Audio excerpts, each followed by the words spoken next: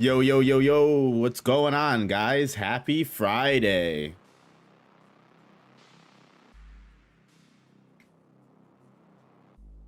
How's everyone doing?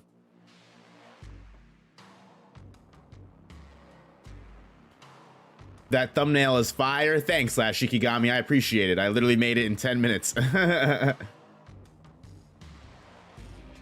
No op thinking Sakuna with the wheel, huh? Oh, damn right. You got that right. That's for sure.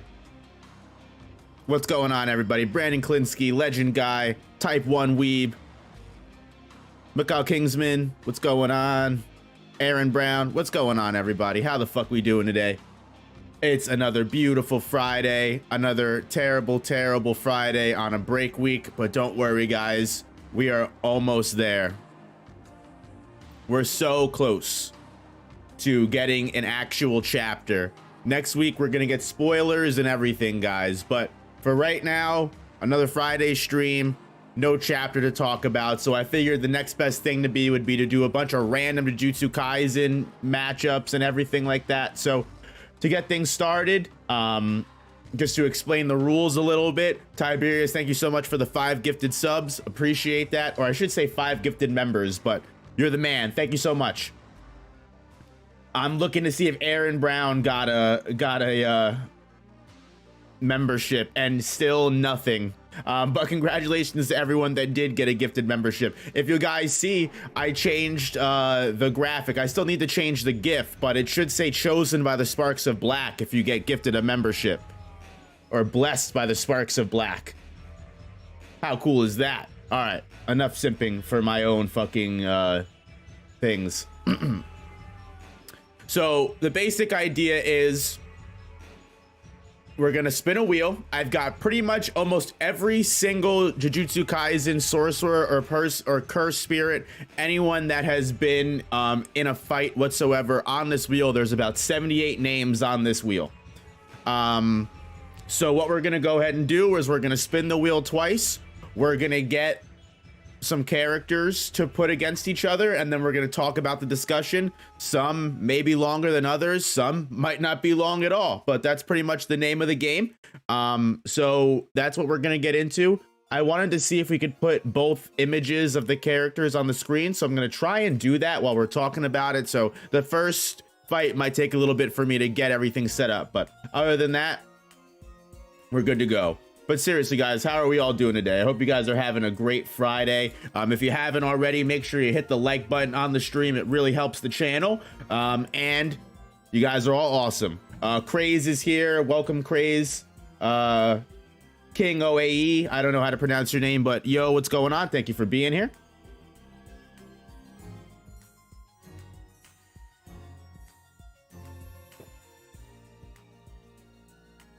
Obi-Wan Kenobi. What's going on? How we doing?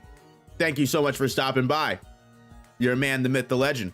All right, so let's start up with that first matchup. Let's just get things started and then just hit this shit. How about we?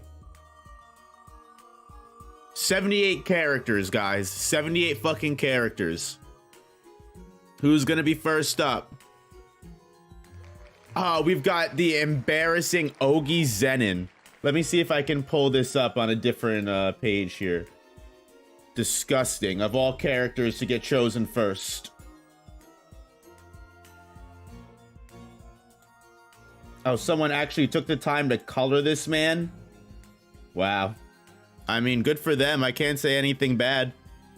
It's a good coloring. Hold on, fighter number 1. You guys will see what I mean. I'm about to put it on screen. Someone did one of those like anime colorings.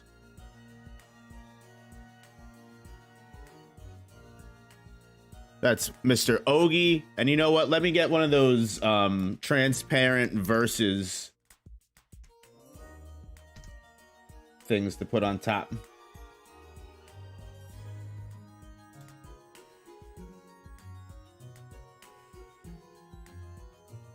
I wonder who Ogie's opponent is going to be.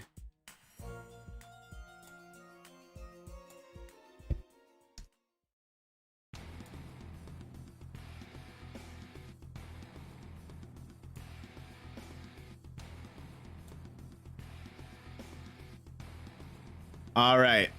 Let's click this shit again. Who's Ogie gonna go up against? Is Ogie actually gonna be able to get a win? That would be super crazy, would it not? If this is the only chance he has of getting a win, I wish him the best. Let's see who he's going up against. Aaron Brown said, please, Sakuna. Who's he going up against? Oh, almost Toji. He's going up against Yuta. No, that's a very obvious one.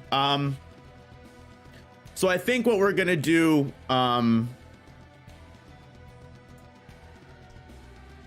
is we're gonna do it in kind of like a gauntlet style, where a character is gonna keep spitting until they lose, or at least until they get 3 wins. Because if they get 3 wins, then they might just be unstoppable, especially like someone like Yuta.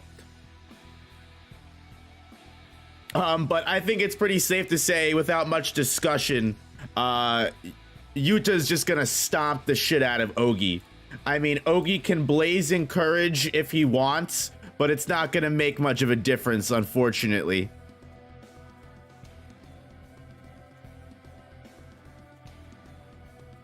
He's just gonna get trounced. Like, he stands no chance. He literally got decapitated by first awakening Maki in literally like no time whatsoever. Like, it's actually pretty insane.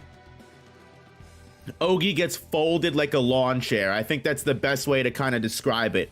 100, yo, what's going on? Welcome to the chat. Xenon, hey Noop, hope you're doing well. Happy late B-Day to your brother. Hey, thank you so much. Appreciate that. Special grade versus low grade 1. Yeah, and when you say low grade 1, that is that low is doing a lot of heavy lifting there. Bro gets 1 shot. Pretty much exactly. Volume 0 Yuta would beat Ogie. Damn, no hope for my boy. He said the whole reason he didn't become the head of the Zenin clan was because of his kids. Little did he know it's because he sucks. Blackstorm, what's going on, man? Who is equal to him? Tiberius, that's a good question. I'd probably say like maybe someone like Nanami would throw blows back and forth with Ogie. He's supposed to be like a supreme grade 1 sorcerer, but nothing, meant absolutely nothing. Just another fire ability.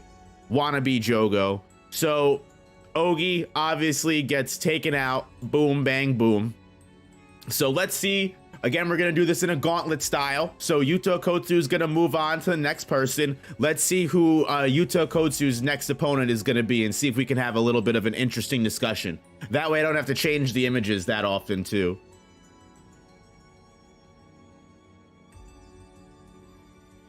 No such thing as being late. We were waiting for you. You're not late. Nanami would win. Hand-to-hand combat is better and the stats are on par. Hey, let's see if we get it in the future. But let's spin this wheel one more time. Who's coming up next? Who's Yuta's opponent gonna be? Almost Kenji. Oh my god, he gets dethroned immediately by Sakuna. What an interesting discussion here, because I think it's pretty safe to say we all know that Sakuna is probably going to end up being the victor of this battle.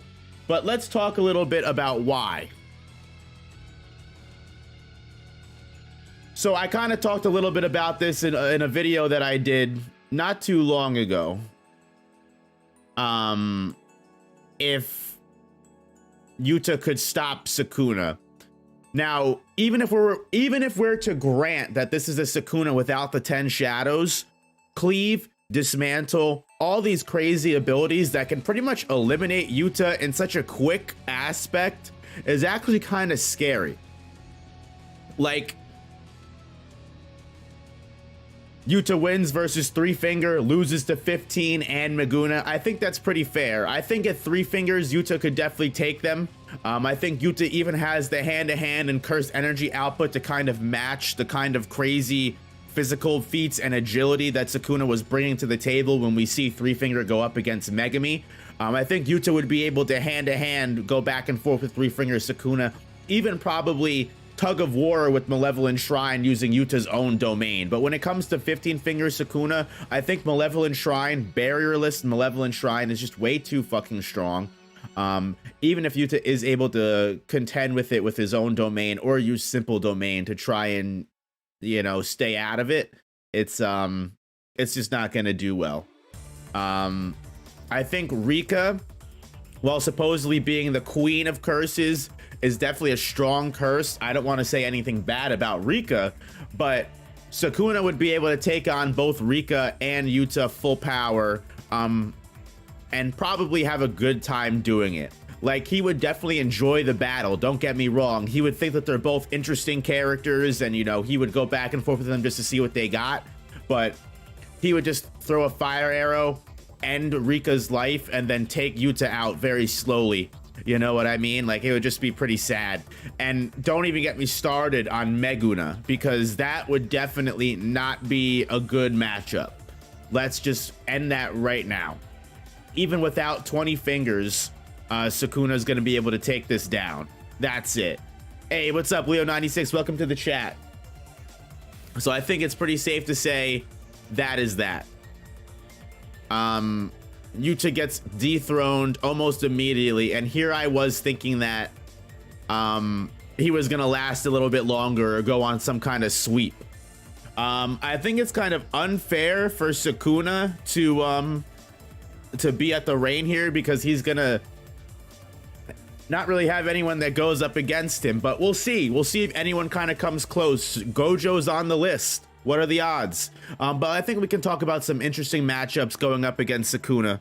And then again, like I said, if he goes for 3 wins, we'll just dethrone him and start from scratch. Crazy that we're getting these heavy hitters right from the start. Who's Sakuna's next victim?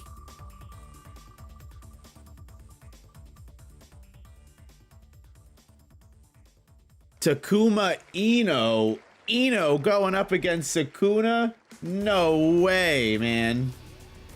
That's just a fucking annihilation. He doesn't even stand a chance. That's not even fair.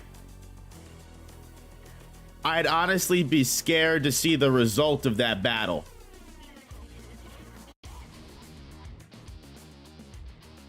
Like, to be completely and totally honest with you.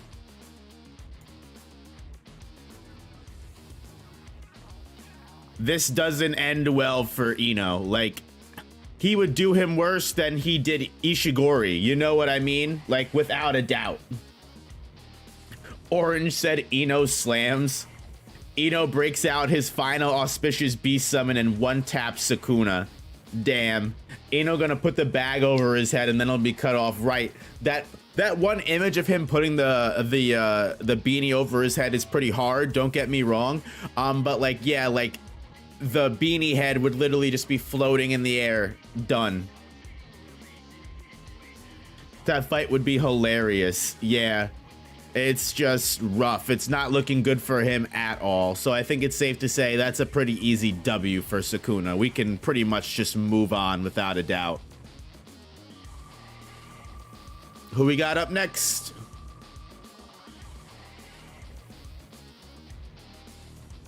Oh no. Ranta Zenin, another character that's just absolute fodder. It doesn't even like have any absolute chance of taking this man on.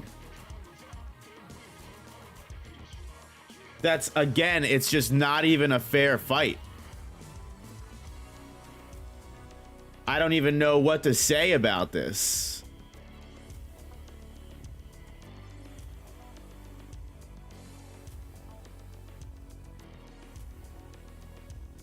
Like, it's like not even fair.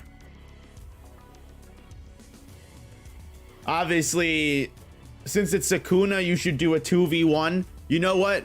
That's fair. We'll do a 2v1 for the final battle with Sakuna, just to see if we can actually dethrone him instead of giving him a mercy win. Ranta puts him in a Genjutsu. GG easy. Yeah, he's getting turned to tartar. Yo. No hope for my man. Said he's gonna be tartar sauce. All right.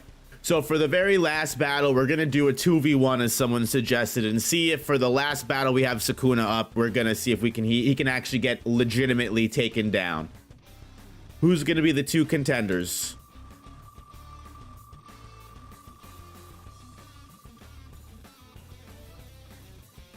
Not Ogie again. No, not Ogie again. Not Ogie again. Oh no. Not looking good. What are the odds? 78 characters on this list and Ogie comes up twice. I'll let it pass though. I'll let it pass though. Who's gonna be duoing with Ogie against Sakuna?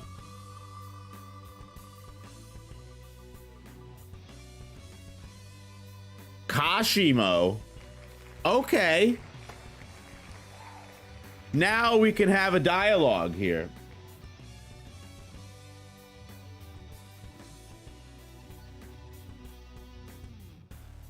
Now this is a discussion, I think.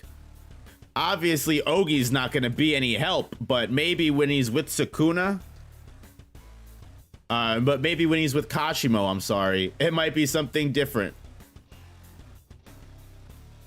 Well, that's a big image of Kashimo here.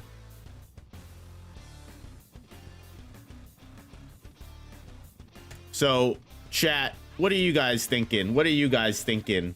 Oh, Tiberius, thank you so much for the $5 donation. Appreciate that, brother.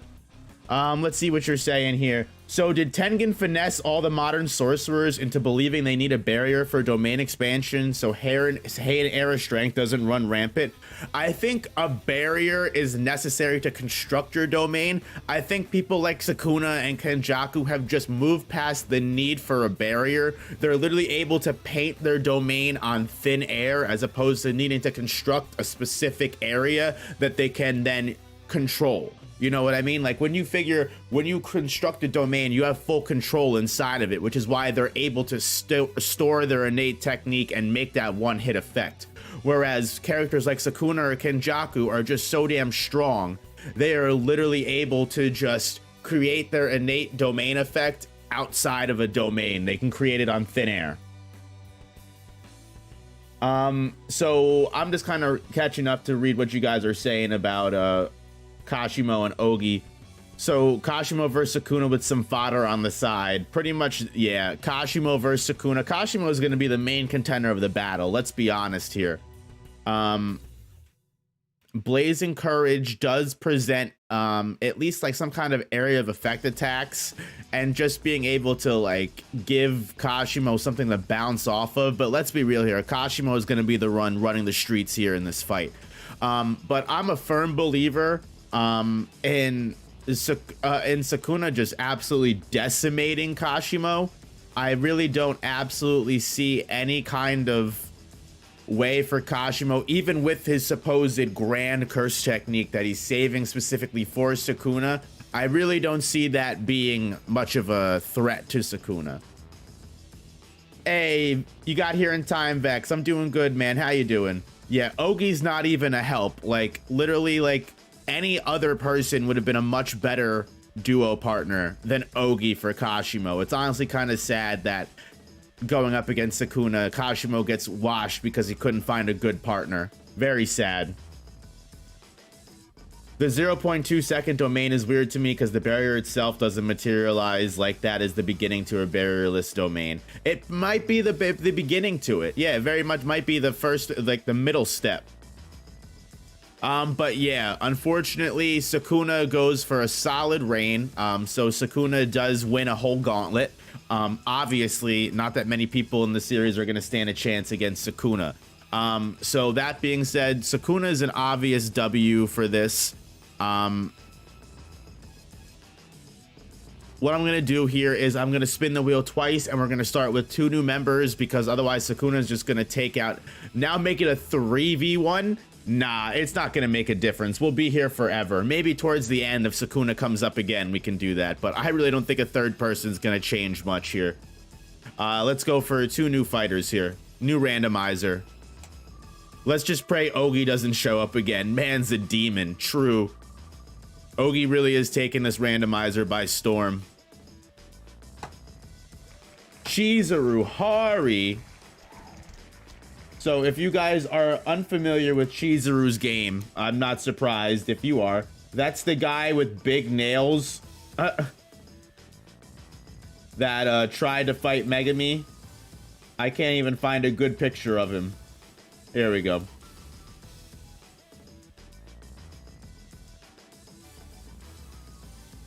Everyone's like, who is this? It's this guy. You'll see him as soon as I put him in the fucking thing. You might not even remember him. He was one of Reggie's gang. He had like nail curse technique, and he was able to scratch people. Big deal. So I don't know how long he's gonna last, but maybe he'll go up against someone where he can once again redeem himself and get a W. Snoop Dogg. Who? Absolute fodder. Tiberius said he calls him eyebrows. All right, let's see who his opponent is. Chizuru, do you get a win today? Mama needs a new pair of shoes. Oh my god, does he? Ah, he was so close to getting Ijichi. No, he almost actually got a W. Isn't that crazy? But unfortunately, he gets Hazinoki, who, I don't know if you guys know this, but Hazinoki is one of my favorite characters. A personal guilty pleasure favorite character. I know he's not that strong, but I mean, he's got a cool curse technique. I love the fact that he just takes body parts of himself and flicks them, you know, and just causes them to explode. I think it's super cool, which it's kind of crazy that these two characters would get put up against each other, right? Two characters from Reggie's gang. What are the fucking odds of that?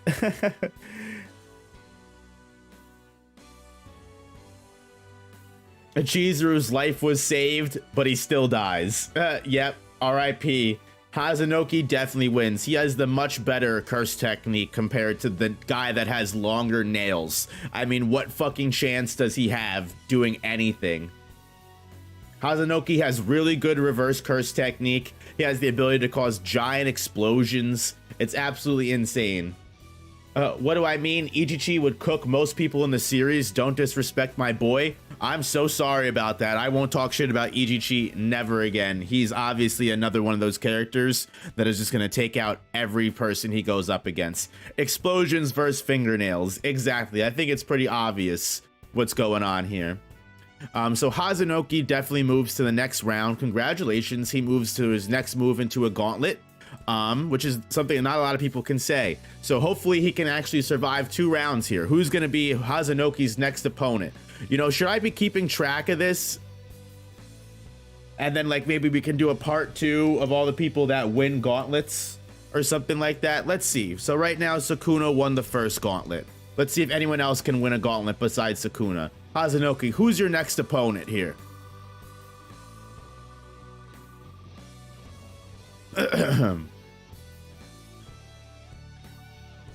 RIP in pieces. It's over.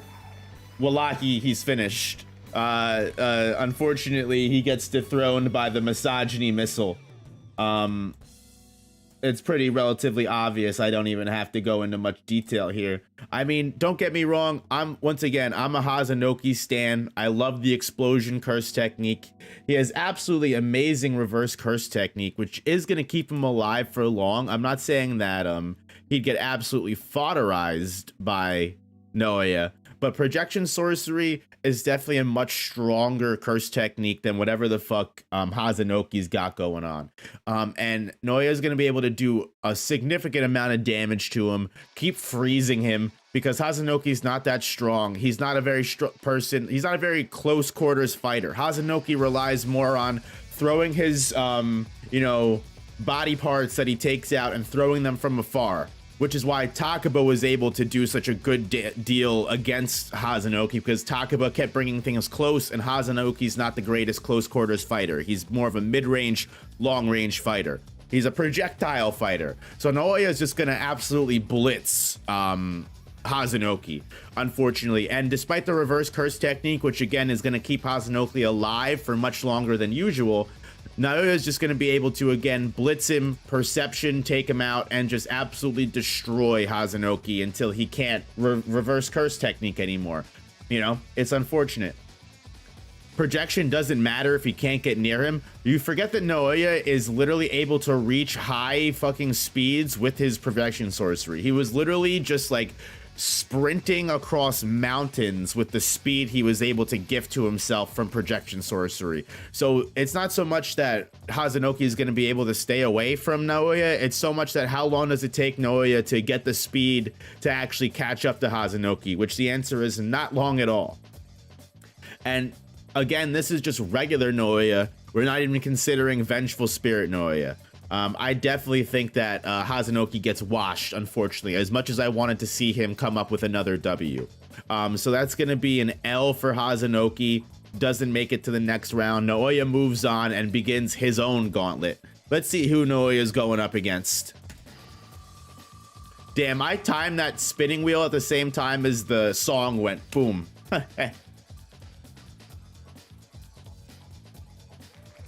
Going up against Dido.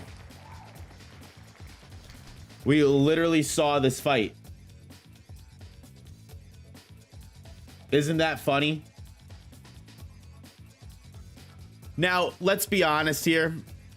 I mean, without a curse technique and just being someone who kind of is just a high quality swordsman, unfortunately, he kind of suffers the same fate that fucking whatchamacallit, Maki's dad kind of said about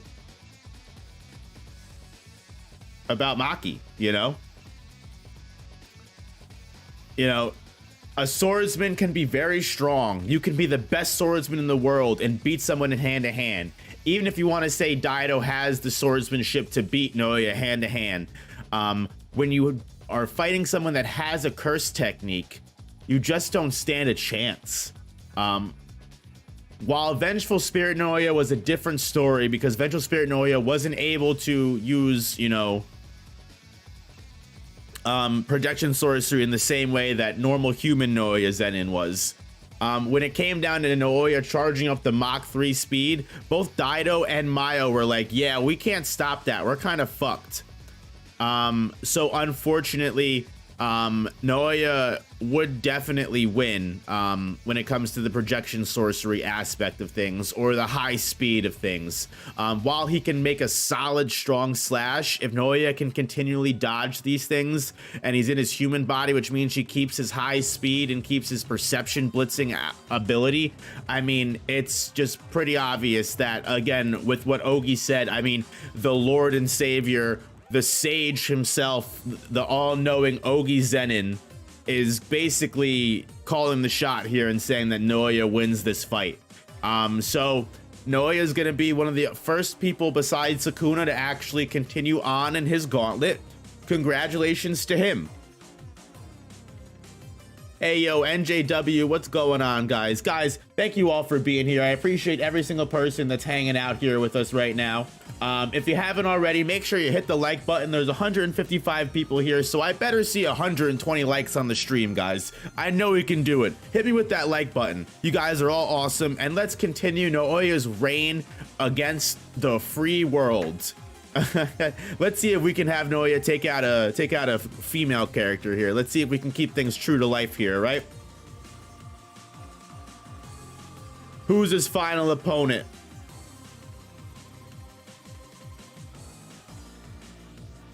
Oh, he's going up against Jogo. Now this, you know what, is actually a pretty interesting discussion, I feel. I don't know how you guys think about this. But I think of all characters, Jogo is actually a great person to go up against Naoya because we know Jogo is very fast. Fast enough to keep up with Naobito Zenin, who lost an arm, which says a lot. Now, obviously, Naobito with 2 arms, it's kind of implied that Jogo probably would have been slower than peak Naobito, but again, that's Naobito. Naoya, while using Naobito as a scaler is great, you can use a lot of Naobito's feats and kind of apply them to Naoya, but at the same time, Naoya wasn't the same skill, didn't have the same kind of skill with projection sorcery that Naobito did. While Naoya was very strong, he wasn't the strongest. So we're putting up Naoya up against a character that one is able to long distance, mid distance, and short distance fight, as we've seen. He has the speed to keep up and summon volcano plumes, summon strong fire attacks, and even just curse energy blasts from in close, from afar. Jogo is a very strong and destructive character, and he's able to literally just ignite the floor around him in a giant explosion if he needs to and survive. Let's not consider the fact that Naoya doesn't really have any kind of critical moves with projection sorcery. While he'll be able to, yes, freeze Jogo a couple times and land, you know, strong physical hits, as we've seen against Dagon, that doesn't really work that well. Dagon is not going to be able, Dagon was able to endure most of those hits from Naobito, again being a much stronger staple of the projection sorcery curse technique. So if Dagon was able to beat on Naobito, while also Naobito had people like Nanami, Maki, and Megami also holding holding them up as backup, it's safe to say that Jogo, who is a much stronger curse spirit than Dagon, would have no problem handling just one Naoya. And also we have to imagine this is a Naoya that doesn't have domain expansion. So Jogo's domain expansion would literally turn Naoya into a crisp. But let's be generous and give Naoya a domain expansion and say he keeps his temporal moon palace or womb, whatever the fuck he calls it, and he goes up against Jogo's coffin of the Iron Mountain. That's just going to end up in a tug of war, in which case it's again just a physical battle that Jogo ends up winning. So in my honest opinion, I feel like Jogo is going to end up winning. So unfortunately, that's going to be an L for Naoya. He was literally one character away from winning the Gauntlet, but unfortunately, he does not. And it seems like a lot of you guys are kind of agreeing in chat that Jogo is winning the battle. Naoya is a very strong person, great, but you know, it is what it is. Unfortunately, he's going to lose right before he wins the Gauntlet. So sad. RIP. Brandon Klinsky, thank you so much for being another member for another month. Appreciate that. How many fly heads would it take to beat Sakuna? Like lions versus the sun. All the fly heads I think in the world probably wouldn't be able to stop Sakuna, because he could just malevolent shrine and literally just continually destroy everything that comes in close to him, no matter how many there are. But thank you again for becoming a member for another month. So Jogo's gonna win the Gauntlet, which I love to see. I'm a big Jogo stan. He's one of my favorite characters in my honest opinion. So Jogo's gonna knock Naoya away and start his own Gauntlet. Who's Jogo going up against now?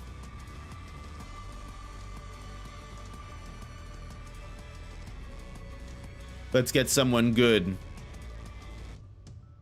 Kuchizu. Oof.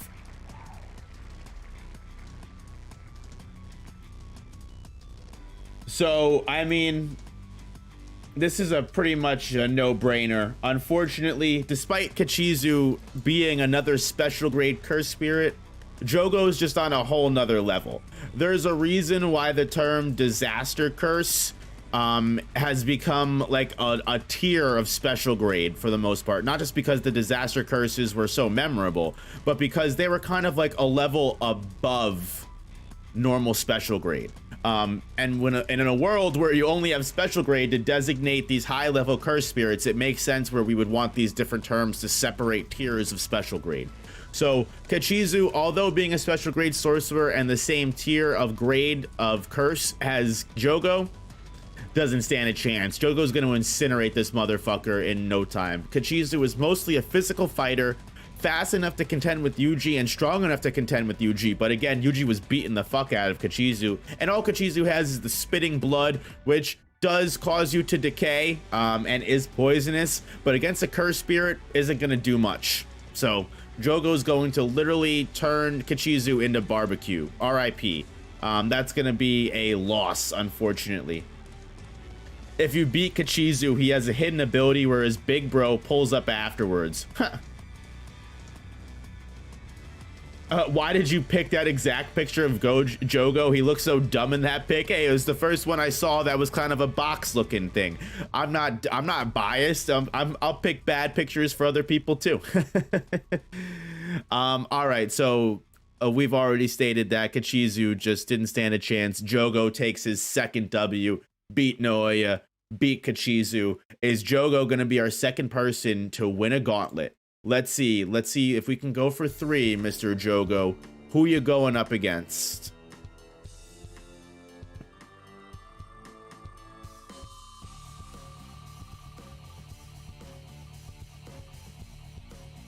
Think Joko could just remove the decaying limb and regrow it? Exactly. Oh, he's going up against Kirara? Now, again, that's a very interesting fight here.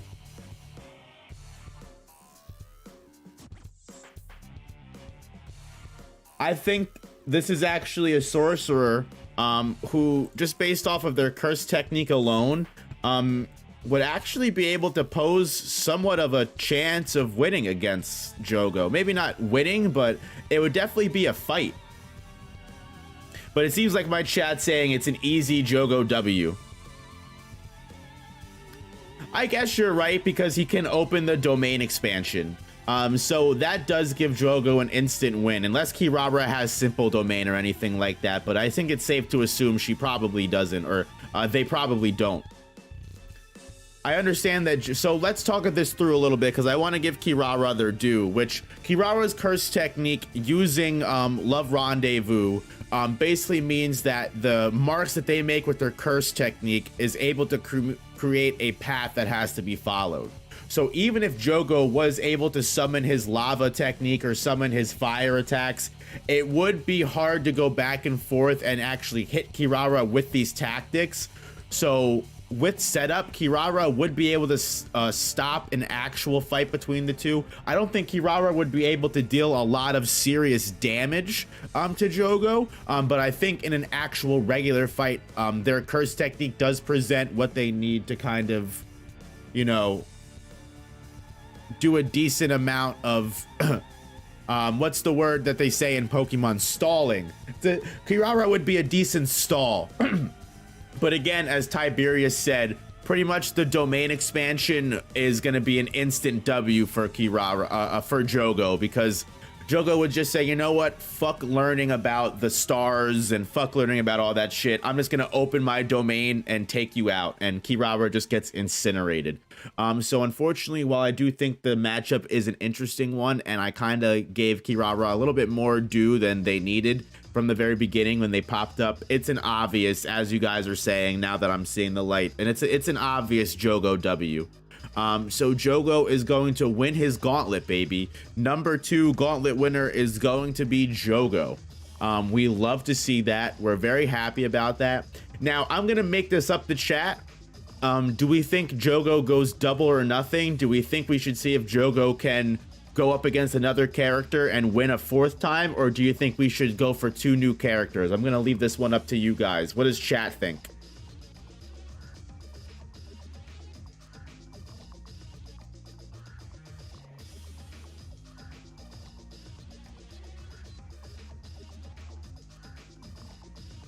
Double or nothing. I think we're saying Jogo should go again. I like this. Most people are saying double or nothing. We should have Jogo go up again.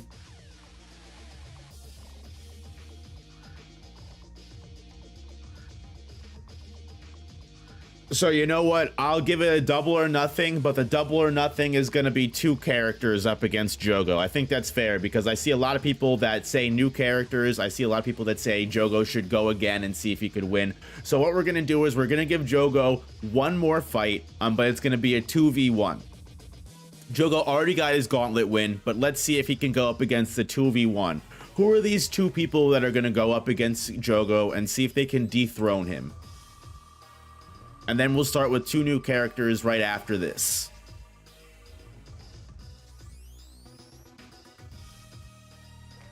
Nobuaki Zenin. Who the fuck is that? I think that's the non-sorcerer guy. Yeah. Well, RIP. He's not really doing much. Let me see if I can get a picture of him. There's not even like a picture of him. Here we go. Okay, so it's possible Jogo might end up winning again. Because, yeah, everyone's saying, who? Give me 1 second. I downloaded the... Oh, I can't put that up. Hold on. Guys, I promise you'll know who this is in just a minute.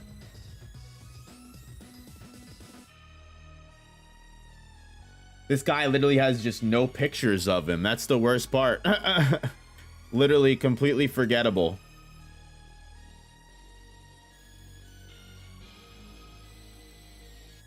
This guy. Oh, he's so small. The head of the Kukuru unit. The non-sorcerer Zenin.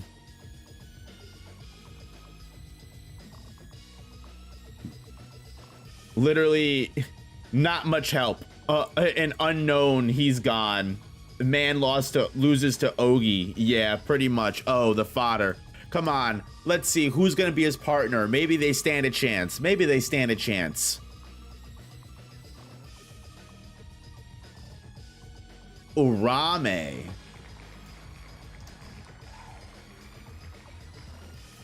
They definitely stand a chance.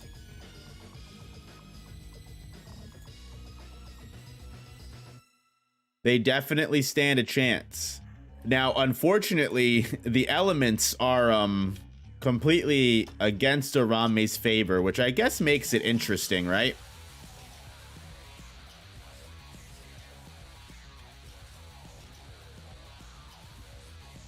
What do you guys think? This is hard now. I completely agree. How is this so perfect? Fire against ice. I know, right? The wheel works wonders. I will not lie. The wheel really does work numbers.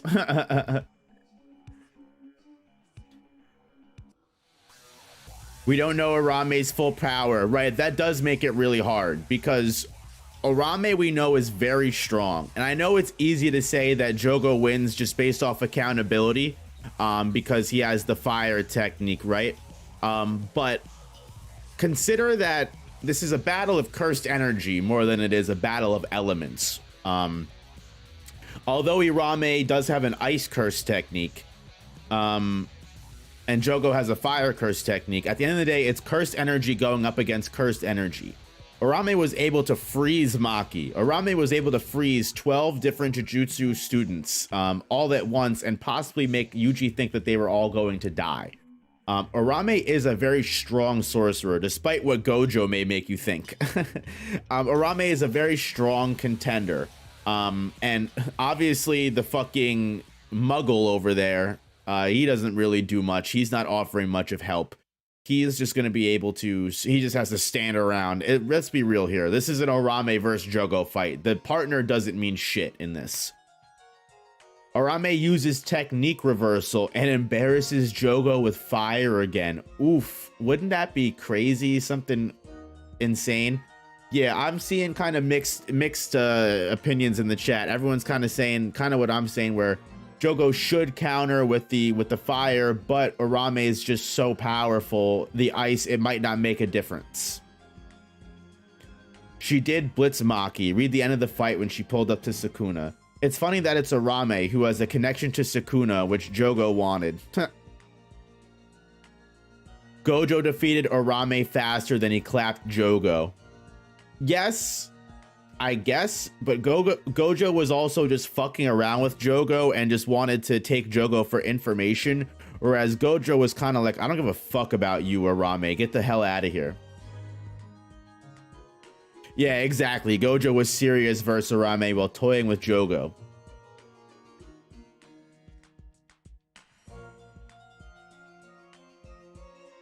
It's tough.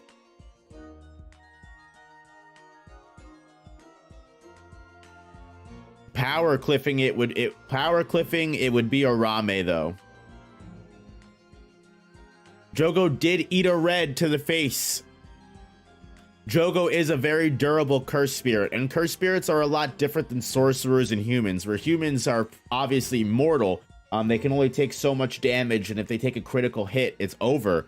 People like curses like Jogo can take a critical hit and then recover from it. I mean, obviously, if you freeze Jogo completely, it might be hard. Now, obviously, when it comes down to domain expansions, we don't know what kind of domain Orame has. It's safe to assume Orame has a domain, I would imagine. But, I mean, even powerful sorcerers like Kashimo don't have domain expansions. So, who knows? When it comes down to it, it's really hard to say. Orame does have reverse curse technique. Jogo does have a maximum technique, as we both mentioned, the maximum meteor compared to Orame's maximum frost. It is a pretty big possible stalemate. I think it's hard to say right now just because we don't know everything that Orame is capable of. Like I said, I think it's one thing easy to say that Jogo sweeps because of his fire advantage. But I think it's a completely different thing to say that Orame may outclass him as a being in general. So, in my opinion, I think it's safe to call it a draw for right now, especially because it's Jogo. This is kind of like a bonus round for Jogo. I don't think it's. I think it's kind of hard to say. I think we'll just agree to disagree here, and say that right now we don't have the information we need to give this a W. That being said, we're going to start with two fresh, brand new characters because Jogo did again win that gauntlet. So right now our two gauntlet winners are Sakuna and Jogo. Now let's see our two new victims who are going to be going up and fighting to see if they can join the gauntlet list here, guys. Who are our next victims? Who's stepping up to the plate next? We've got Miguel. No last name required.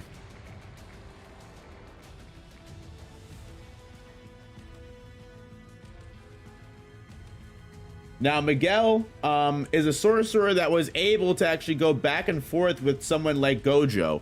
Obviously, it's because he had the black rope, but it's still it's still pretty big props that he was able to fight Gojo even hand to hand and not die instantly. So we have to give Miguel his props. Obviously he had no chance of winning, but who has a chance of winning against Miguel? All right, who's gonna be his opponent?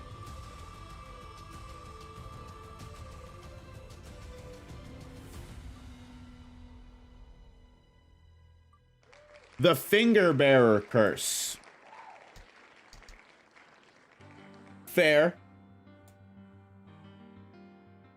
Now, this is an interesting one. Two mid-level characters, you want to say. Mid in a sense that they're not, I wouldn't want to call them low, because they are both relatively decent, all things considered.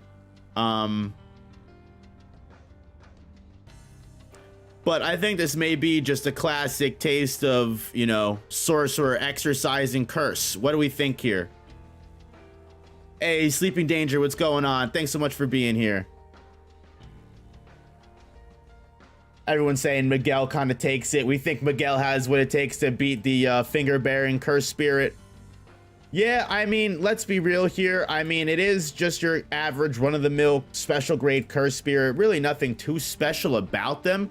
I mean, they do have a Sakuna finger inside of them, but they're not really able to use it that well, if you want to be honest. I think if Megami was able to beat it, then Miguel probably would be able to beat it. Not saying that Miguel would be able to beat Megami, but I definitely think, well, I don't think it would be a no diff. I definitely think Miguel would have a hard time going up against it, but I think Miguel is a strong enough grade 1 sorcerer that, if I may be so generous to say that, that he could probably clap a special grade finger bearer. So I think we're gonna have to give Miguel the W here. Miguel is gonna move on, and he's gonna actually start a gauntlet, baby. Miguel couldn't beat Megami. Again, Explosive Grape, you literally must have missed the sentence right after that where I said, Miguel, I'm not saying Miguel could beat Megami. We're giving Miguel too much credit.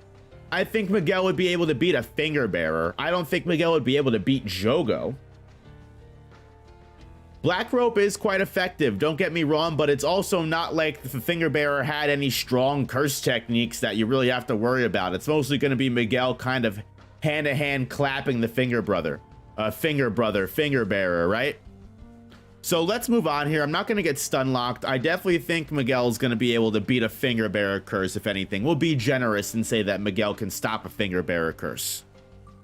Who's his next opponent going to be? Miguel starts a gauntlet. Explosive Grape, stop trolling. Oof. That gauntlet didn't last very long.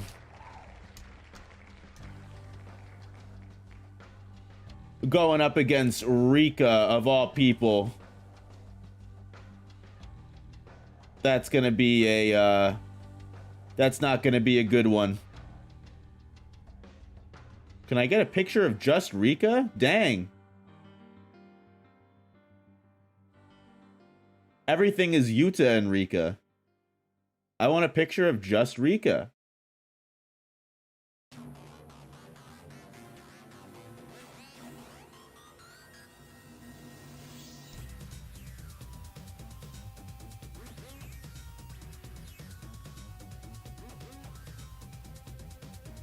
I guess that works.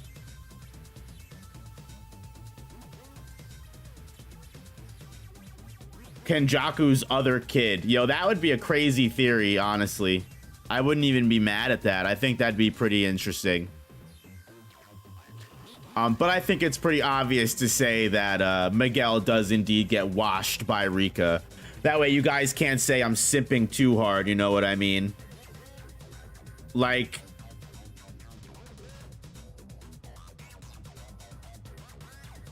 I think Rika just literally just rips Miguel in two, like with her bare hands. It's pretty obvious. 11-year-old Rika. Yeah, the child Rika versus Miguel. That would be funny.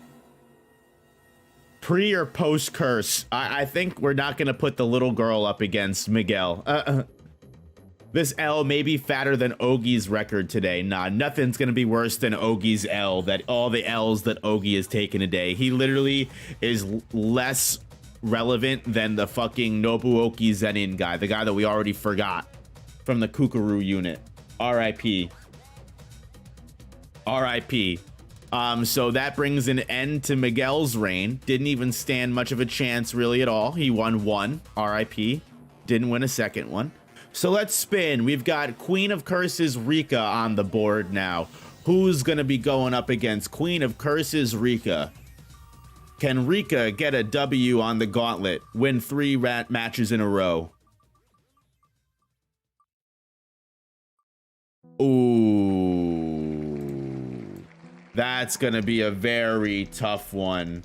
Now we're getting into the nitty-gritty here. We're really going up against some hard battles to decide, in my honest opinion here.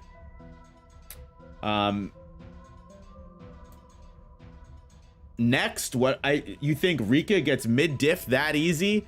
Honestly, you might be on the right path, guys. Now, hear me out here. Mr. 3008 living in the future helicopter man over here. Going up against Rika. I think it's pretty obvious that helicopter man would be the winner, right? Do you guys disagree with me? Haba negative diff. Haba helicopter man is him. What is Rika gonna do against him? Easy W, right?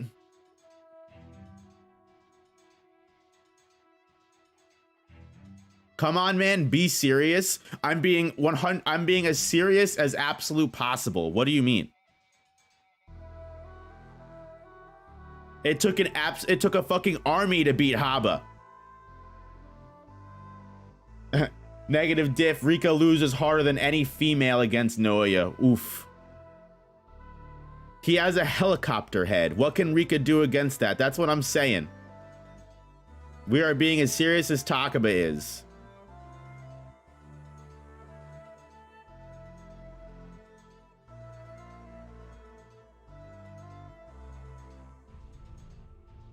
The U.S. struggled, and they're trained with guns since birth. I can confirm this, being a U.S. citizen. The moment I turned 2, there was a gun put in my hand in Minecraft. I'm just kidding. That doesn't happen, but it's funny to say that. All right, obviously we can stop memeing. Obviously, helicopter guy gets fucking smushed into a pile of, you know, fruitcake. I don't know. R.I.P. helicopter man. Your sense of style wins every battle, but unfortunately it does not stand a chance against the Queen of Curses.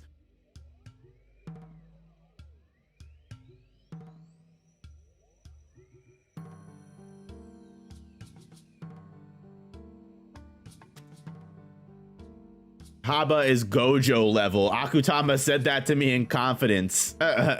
You're lying, no-op. I know I have to fit the Rika agenda or people will be mad at me. There are people watching the stream, and if I say the wrong thing, I'll get taken out. Like it's some serious secret op shit. They're not. The Matrix is all against Haba right now. Seriously, lock your doors. The Matrix is against Haba. They don't want to hear the truth. All right, but seriously, so Rika wins again. 2 easy W's in my honest opinion. It's a psyop, exactly. It is a psyop. So guys, sincerely, who's gonna be Rika's 3rd opponent? Is it Haba again? What the fuck? I'm gonna reshuffle this because this is terrible. I'm gonna reshuffle this. All right, let's spin again. I don't know how the fuck it did that. Imagine it was Haba again. Naoya Zenin. Naoya pops back up here. Naoya gets brought back into the reins.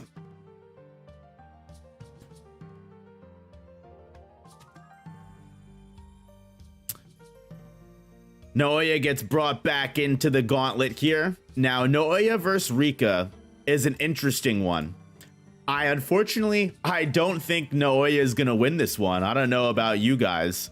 While projection sorcery, very strong, Rika is just that girl. I mean, Rika is literally just a super strong, super powerful, super fast, giant killing machine. That's literally what Rika's cursed form is. Let alone Rika's literally able to shoot hyper beams like a fucking Pokemon. While Rika is a female and she automatically has an instant debuff going up against someone like Naoya, I don't think projection sorcery is going to be able to do much against. Right? No counterpoint. Naoya is fighting I did say that, Orange. Don't worry. I got you. I am evaluating this as fairly as I possibly can. Is Rika Mach 3 though? See, Cursed Spirit Naoya is a different story.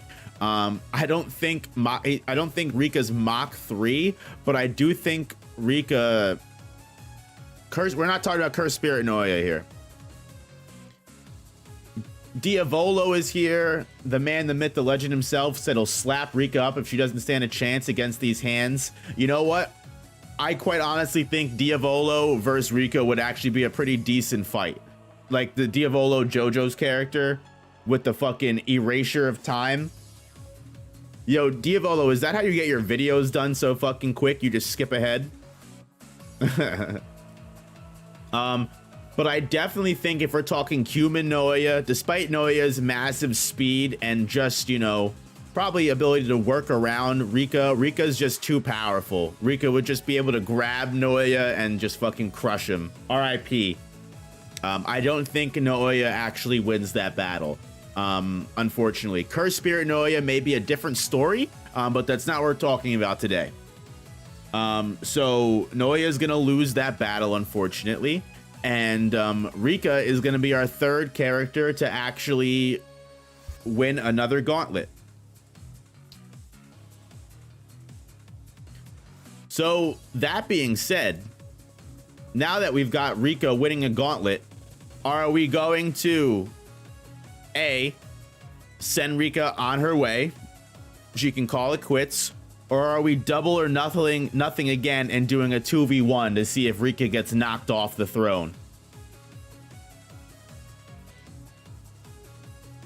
How could our king lose to a woman? Double or nothing, Rika 1v2, double or nothing. We like the double or nothings. Triple or nothing. Whatever is throwing his hat in the ring here. Hey, Dragon, what's going on? I hope you're having a good weekend. Everyone like No Op Stream. Diavolo, I like the way you think. Thank you for shouting that out. Guys, like I said before, we're almost at 200 viewers. I know we can get to 200 likes on the stream before we end here. We still got a lot of time going on. We still got a lot of fights to talk about, guys. Let's do a nice 2v1, guys. We're going for a 2v1. That's what the streets want. Let's see it. Let's see it. How we doing? Who are the two characters that are gonna try and dethrone Rika?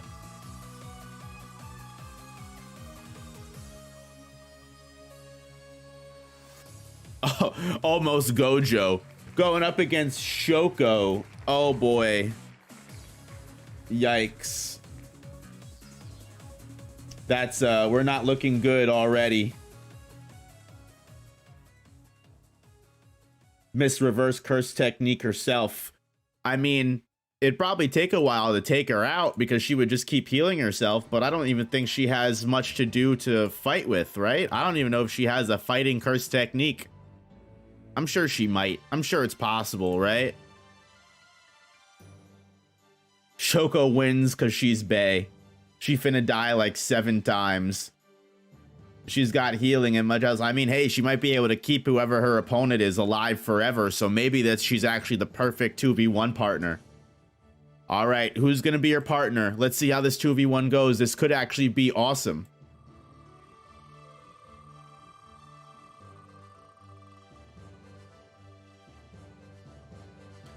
Oh no, yep, this is gonna be yikes. Yeah, that's not a win. Up against Juzo, the fucking blacksmith character. Yikes. So Rika is gonna get that double or nothing, clearly. Because, I don't think either of these guys are stopping Rika. Should we do a 3v1? Should we up it to a 3v1? I think it's only fair because, I mean, this literally is nothing. This is literally like, what are either of these characters doing against Rika? You know what I mean? We're making it a 3v1. We're making it a 3v1. We're up in the ante.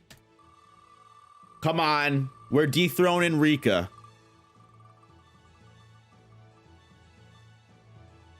Oh yeah. It's over. That was what we needed, baby. That was the last fighter that we needed. It's over.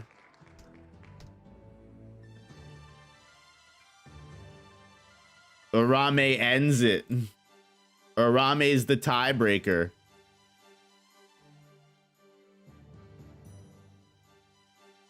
No one's standing up against that. Orame completely, especially with Shoko for permanent healing. Even if you want to say Rika stands a chance against Orame, with permanent healing with Shoko, I think it's pretty obvious that that's where Rika ends. R.I.P. Oh, did I miss a donation? Oh, Tiberius, thank you so much for the $5. I appreciate that. Oh, it just popped up. There's the alert box. Is Rika considered a curse right now? Like, are Shikigami treated differently than curses? I definitely think Shikigami are treated differently than curses. Shikigami are just regular spirits, whereas curse spirits are the negative energy created. So definitely, Shikigami and curse spirits are definitely different. Thank you again for the 5. Yeah, so Orame definitely breaks that tie again, 110%. Orame is gonna have permanent healing. Who's down bad for an 11-year-old in my chat? Get them the fuck out of here. But so that's what it takes to actually dethrone Rika. Would Orame be able to stop Rika solo? What do we think? Orame versus Rika. I do think Orame would be able to stop Rika on her own. Orame is pretty strong, especially with that ice technique. She doesn't even have to get, they don't even have to get close to Rika. So I definitely agree that Orame is going to be the winner there. So, all right. So I do have it again on my notepad. Our 3 winners of their gauntlets are Sakuna, Jogo, and Rika so far. Again, winners of their gauntlets have to win 3 battles in a row. And then they get, what I'm going to do is I'm actually going to take them out of the, so if they come up again, they can't come up again because they won 3. They're good. So we're going to go ahead and roll, and we're going to see what we can do, and we're going to get a new set of 2 characters. When am I ending stream? Probably in like another hour. Not anytime soon. We still got plenty of matchups to talk about, guys. Thank you all again for stopping by. You guys are all awesome. Again, I know we can get the 200 likes. Let's make that shit happen. If you guys are a best grade member, just know I appreciate you. You guys make the biggest difference in the world for supporting the channel, and I appreciate you all. Alfredo Ibarra, thank you so much for the $2. Appreciate that donation. Please do Takaba versus Higuruma for the love of God. Hey, if they come up, I'll do it. But what I would say, Higuruma versus Takaba, while a great fight, I think Takaba has it. It's like their terse techniques exactly counter each other. It's super interesting to really think about how Higuruma's gonna call out any crime he can think, and Takaba's gonna think anything's funny. Definitely a very interesting matchup. I don't know who would win that off the top of my head. This is such a fun idea. Never saw anyone doing this. Amazing stream. Thank you so much, Dragon. I appreciate that, but I can't take all the credit. I did steal this idea from Broken Ronin. He did the stream a long time ago. I've always wanted to do it. It seems like fun, and I thought it'd be perfect to do during a break week. So in JJK 0, reverse curse technique would kill her, but in the anime, it wouldn't work then. I think now because she's no longer a cursed spirit, she's just a remaining spirit that was left behind. I think reverse curse technique wouldn't take her out, but I think yes, in volume 0, when she was just a cursed spirit cursing Yuta, I think reverse curse technique would have taken her out. Yes.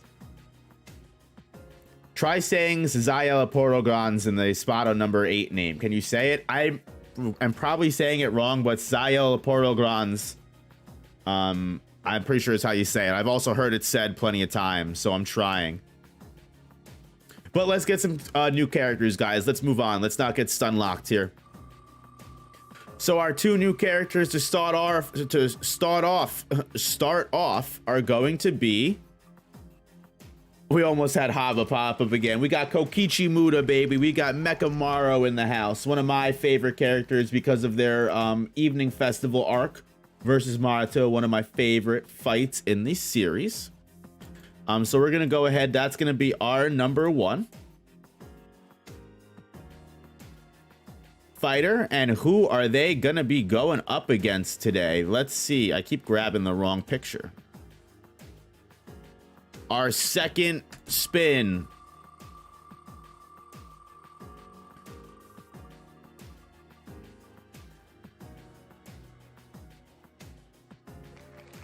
I finally figured out what human had Noitura Gilga, spot on number 5. Noya went to Huecamundo and became an Arankar. That's so funny. Yeah, Noya and Noitura definitely would get along great. Oh, a Kusakabe we have showing up. Now, I know there's probably a bunch of you motherfucking Kusakabe simps out there, but just know I am not one of you. I'm not a fan of Kusakabe. I think he's a lame loser that accomplishes nothing in the story. I don't know why he's added. I don't know why he got a volume cover. I don't know what Gege has planned for him. But I think he's a waste of a character. He's a loser, but I know he does have simps out there, so I don't want to come at him too hard. That being said, Mekamaru, if we're considering he has access to Ultimate Mekamaru, I think it's pretty obvious that Ultimate Mekamaru defeats fucking Kusakabe. But let's see what the chat thinks. What do you guys think? Because Kusakabe does have the amazing feat of, excuse me, blocking a maximum Uzumaki. So A Miracle Cannon packs him up. Yep, all those stored years of cursed energy definitely offers strong attacks. Michael does mention he did block maximum Uzumaki. That is a feat we have to give Kusakabe.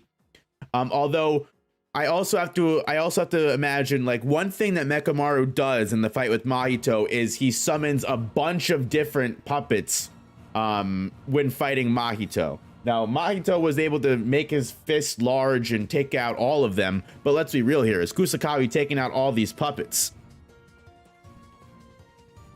Kusakabe did tank Uzumaki, so I think he can handle that gigantic form of his and those giant beams. Or do you think that Miracle Cannon is stronger than an Uzumaki? I don't know if Miracle Cannon would be stronger than an Uzumaki. Vision Viola might be. Vision Viola was supposed to be a 5-year, something that said that Kenjaku even said he temporarily became a special grade sorcerer with that amount of cursed energy output, which is pretty fucking strong. Wasn't the Uzumaki he deflected only made up of a weakened Mahito? Good point. That's a very good point to bring up. There might have been other cursed spirits that he had at his disposal, but he definitely didn't use everything that he had because he kept his strong cursed spirits for the culling game and also released a mess of cursed spirits throughout the culling game. So I definitely think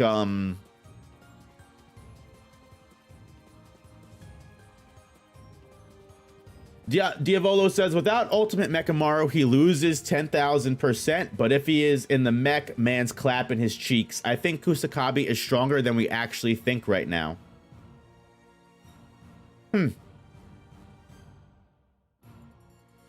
Yeah, that's a good... I mean, Kusakabe is a grade 1 sorcerer. He's supposed to be the 2nd year instructor. So... I think it's just I think this is actually a pretty good matchup because I think Kusakabe, you know, supposedly being pretty strong, pretty quick with the blade, would be a pretty strong contender hand-to-hand wise. But as we know, with what Ogie said, people with curse techniques almost always are going to beat characters that pretty much rely on physical tactics. While Kusakabe is able to infuse his sword with cursed energy, it's tough to say. I think one thing is to not that only one curse was behind the Uzumaki that Kusakabe blocked, but with this in mind, it's not as impressive as blocking Geto's Mega Blast. I guess that's true. Yeah, if Kusakabe doesn't have reverse curse technique, that's a pretty big disadvantage.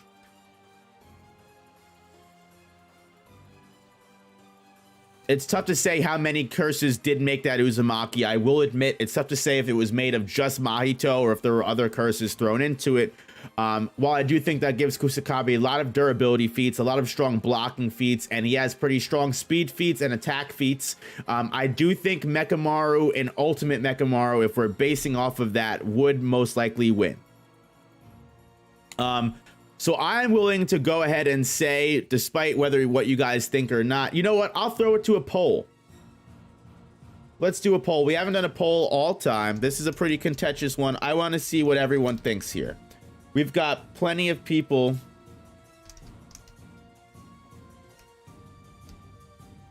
We got plenty of people in the chat right now. I'll throw it to you guys. What do we think? Get your votes in now.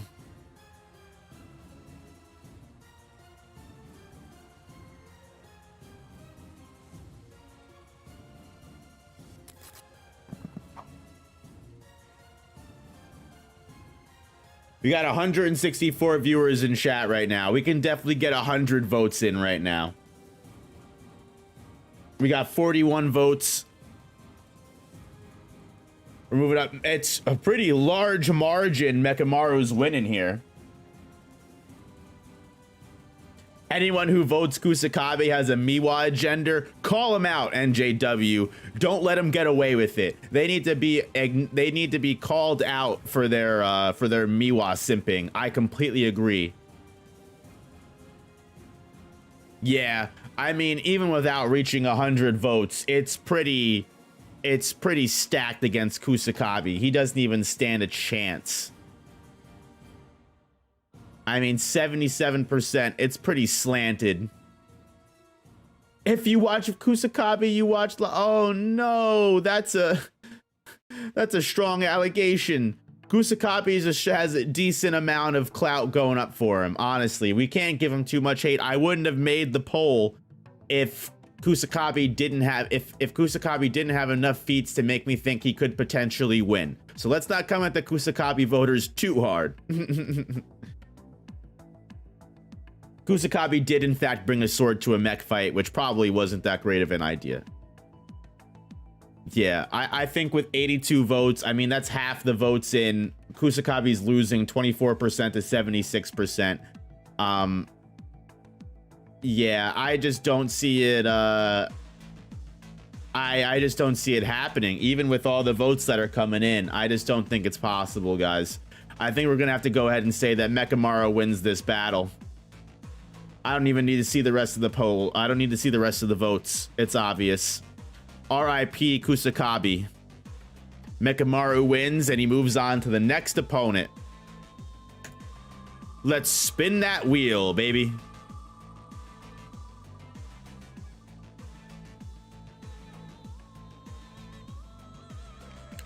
Kuro Rushi, which I think is a pretty decent matchup.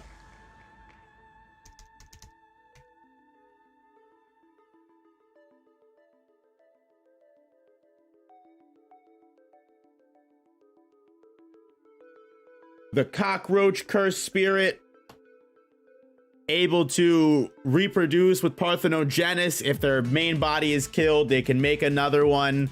They can summon torrents of cockroaches infused with cursed energy that offer very strong, you know, attack damage. We've seen them summon these weird Shikigami that can offer, you know, distraction potential. Kurorushi is a very strong curse spirit. I would give Kurorushi the level of disaster curse, to be honest with you.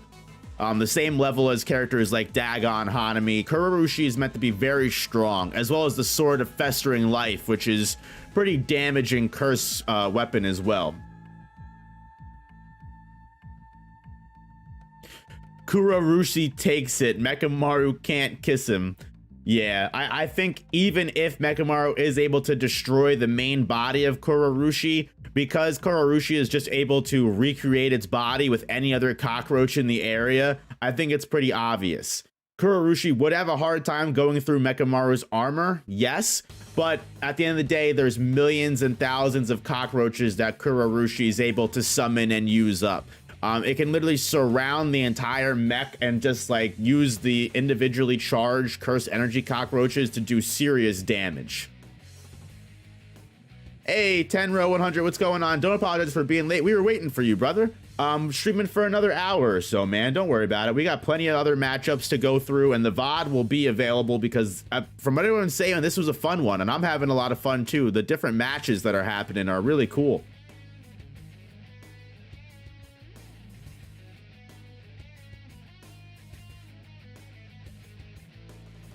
Once one cockroach reaches Mechamaru, it's GG. I don't know if it's that easy, but I feel like Kurorushi definitely would be able to get the W, whether it's regular Mechamaru, Multimate Puppet Mechamaru, or Ultimate Mechamaru.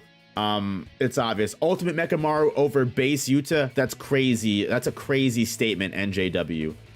Can he fight 100 Mechamaru puppets at once? I think Kurorushi is a special case because Kurorushi does have the thousands and millions of cockroaches at its disposal. So it would be able to take on multiple puppets at once, specifically because it can use a bunch of different waves of cockroaches that are all, again, individually charged with their own curse technique. So it's relatively very strong. I think Kurorushi is going to be able to defeat Mechamaru here. Kurorushi is just a decent counter because of its ability to instantly and constantly reproduce and use all the different cockroaches at its disposal to AoE fight and just overwhelm Mechamaru. I'm not saying Kuro wins, but that's a bad argument. Kuro won against base Yuta without reverse curse technique. You can't scale the Mahito who fought Mechamaru to Yuta. Kurorushi can send out roaches and hide if he wants. Yeah. Who has more cursed energy, Mechamaru or Yuta? I'd say Mechamaru probably has more cursed energy than...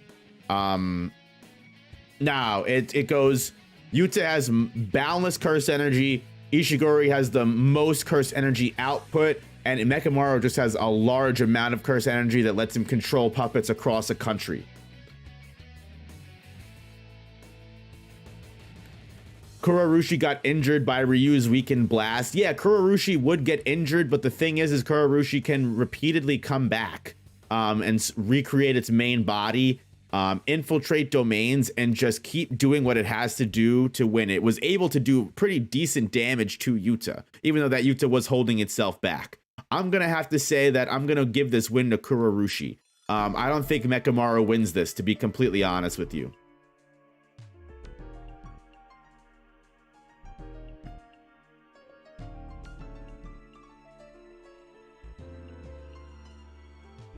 I think Kurorushi's gonna win. I think I'm not gonna get stun locked and we're gonna keep moving on. I think just based off of everything that I've given, I think Kurorushi has a pretty good chance of winning just based off of its constant reproduction. Eventually Mechamaru is gonna use all of its years, and Ultimate Mechamaru isn't gonna make sense. And Ultimate Mechamaru is gonna lose all of its advantages in the battle, and then Kurorushi is just going to take over. It's going to be a battle of attrition eventually, which Kurorushi does win in a battle of attrition because of its reproduction. So moving on, who is Kurorushi going to go up against here?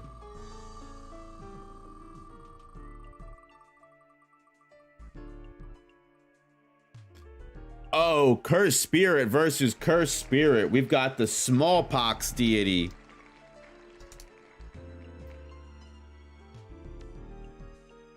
Of all fighters to go up against, the smallpox deity is just such an interesting like, of all characters, right? Two cursed spirits. Now the thing is that makes this tough is the smallpox deity has a domain expansion, while Kurorushi was never shown with one. Even in the big triple domain battle, Kurorushi simply infiltrated the domain. Kurorushi did not summon its own domain. So at the end of the day, regardless of how you think this fight goes, if Smallpox Deity has a domain expansion and Kurorushi has no way to get out of that domain expansion, I don't know how well that's gonna go. Hey, Fritz Frezar, what's up? Thank you so much. I'm glad you could make it. Thank you so much for being here. Do I think Kurorushi is weaker than Mei? Because if you do, then Smallpox Deity has a small chance. I definitely think Mei could probably dish out some decent damage to Kurorushi. Now, I don't know if Mei would beat Kurorushi, but I think Mei could do... I think Kurorushi is a character that probably needs multiple people to do damage to it.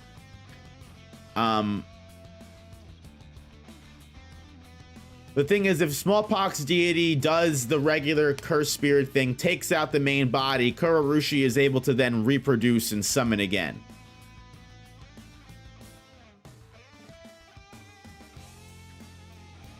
Yeah, Kurorushi's not going to stay still long enough to get hit by Smallpox's domain, especially if he just pumps curse energy into his summons. And then they also have a good point where Smallpox is going to use his domain expansion, kill Kurorushi. Kurorushi is just able to come back, and then Kurorushi is able to just kill Smallpox Deity after their domain, and they're recovering from the domain. Kurorushi has the Gyutaro factor of being really hard to 1v1. Yeah, it's just tough based off the feats that we've seen. Can the smallpox even work on roaches? That's a good question. I don't know the science behind that.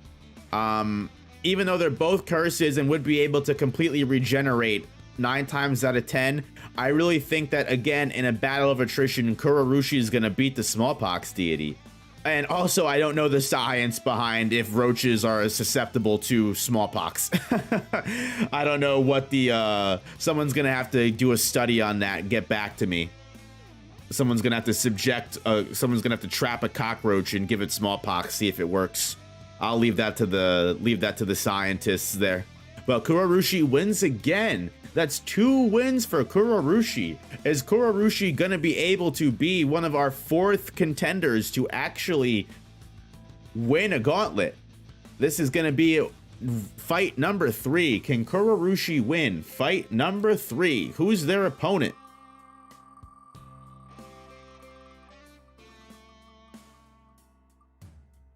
The smallpox deity again.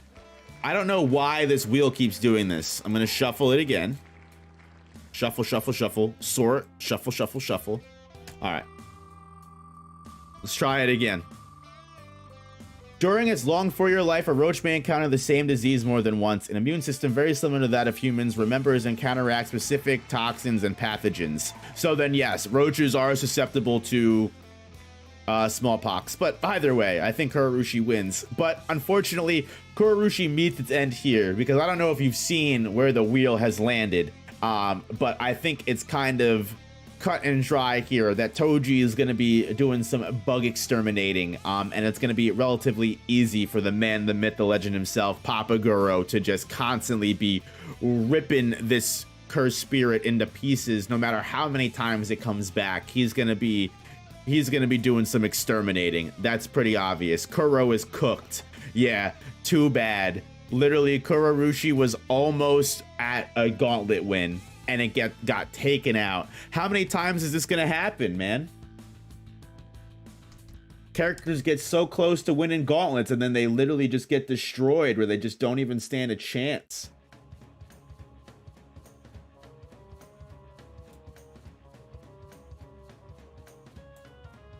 Let's get a picture of the goat on screen here. The next gauntlet winner has arrived. I mean, yeah. I mean, he's got a pretty good chance of winning a gauntlet. He's the man, the myth. He's him. I mean, Toji is just unstoppable.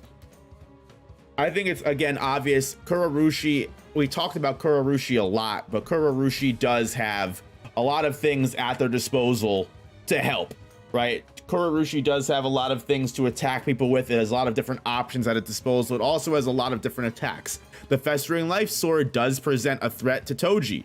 Is that ever going to hit Toji? Probably not. Toji's going to be able to use whatever it needs, even if it's his bare hands, to defeat this cursed spirit again and again, no matter how many times it comes back. He's just raw like that.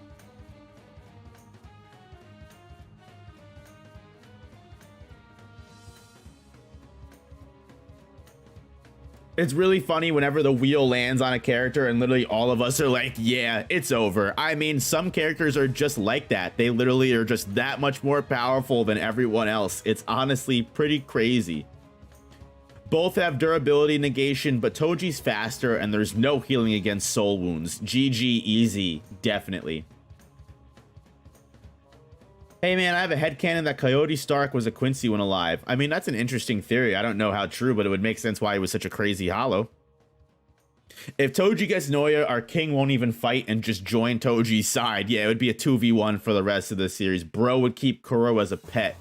Nah, I don't think, I think Toji's in the game of keeping pets, but not with cockroaches. He'd fucking squash that bug. Toji pulls out Cursed Tool, Fly Swatter, special grade. So yeah, I think it's obvious. It's very sad because Kurorushi was one win away from a gauntlet W, but he takes the L against Papa Guro, very obviously. So that's gonna be an L for Kurorushi. So close, but no cigar. Toji Fushiguro starts his own gauntlet, and as we said before, it's quite possible he could be our next gauntlet winner. So moving forward here, let's get Toji's next opponent.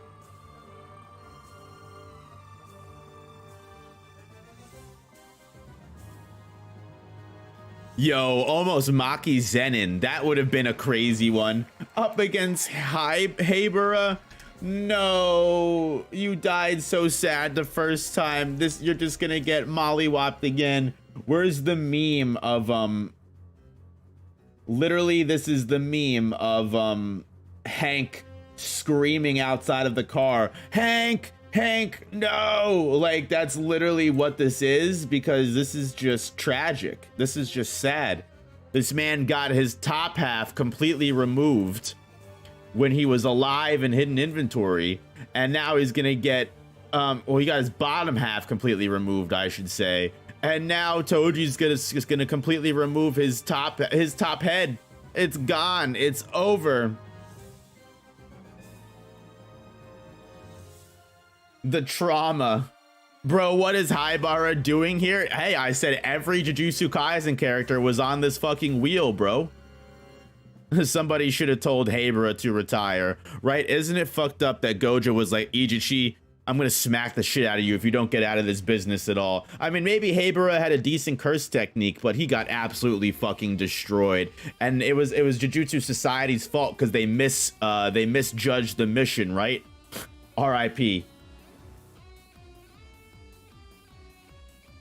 Why did I put him in the wheel? Man has no feats. This is all Jujutsu Kaisen characters. I said this at the beginning. RIP. That's an easy win for Toji. We don't even have to discuss this for longer. So Toji gets his second W. Who's his next victim?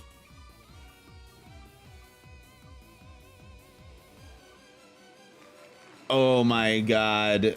No. No. It's just no. Absolutely no chance in hell. This is just sad. What is Kamo's sad, sorry ass gonna do?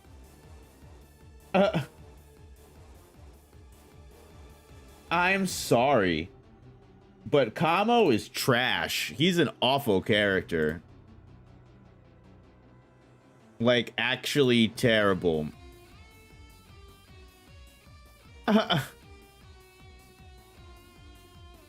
That's literally sad. That is what I'm saying.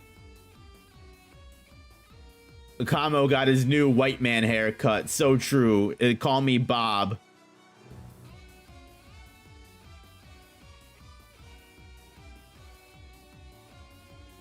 This is the wheel of hopeless. It's so true. Kamo got kicked out of his family and became a bank teller.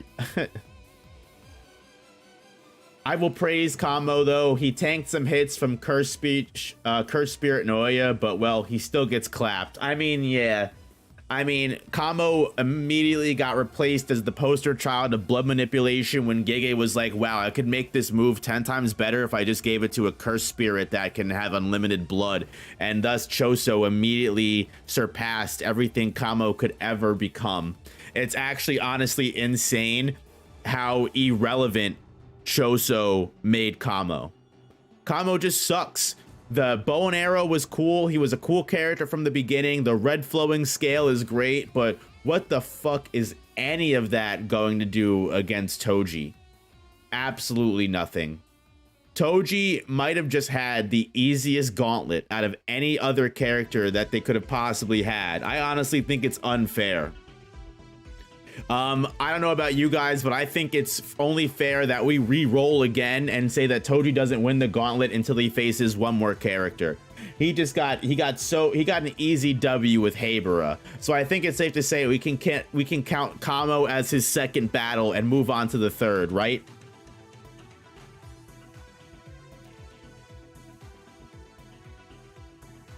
Flowing red scale is Toji walking speed. So true. A 2v1, should we just move right into the 2v1, you guys think?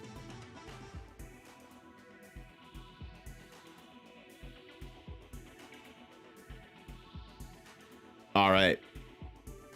Let's roll. Let's see what happens.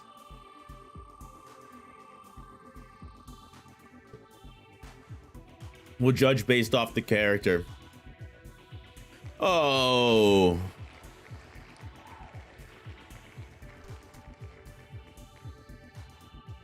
Well,